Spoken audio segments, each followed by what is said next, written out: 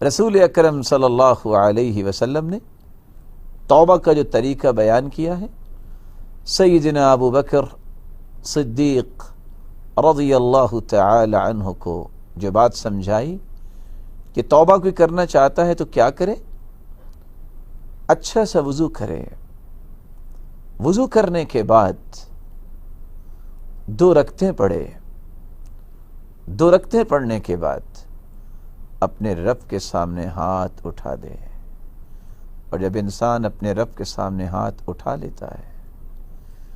تو اللہ کے پیارے پیغمبر صلی اللہ علیہ وسلم فرماتے ہیں،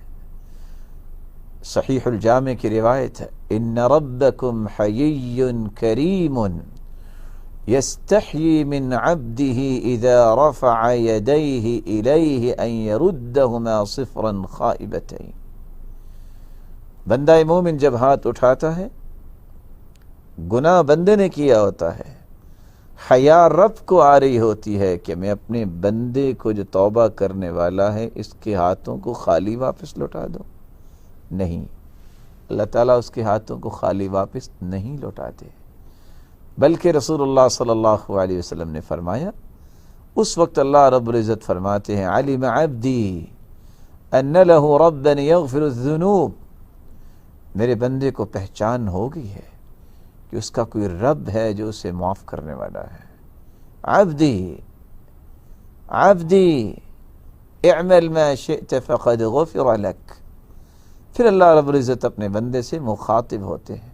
اور میرے بندے تو نے سچی توبہ کر لی، میرے پاس آ گیا، جاؤ جتنے تیرے گناہ تھے میں نے تجھے معاف کر دیا۔ لیکن اس توبہ کو قبول کروانے کے لیے اس طریقے کے ساتھ ساتھ اخلاص کا ہونا، اور اسی طرح گناہ کو چھوڑنا، اعتراف کرنا،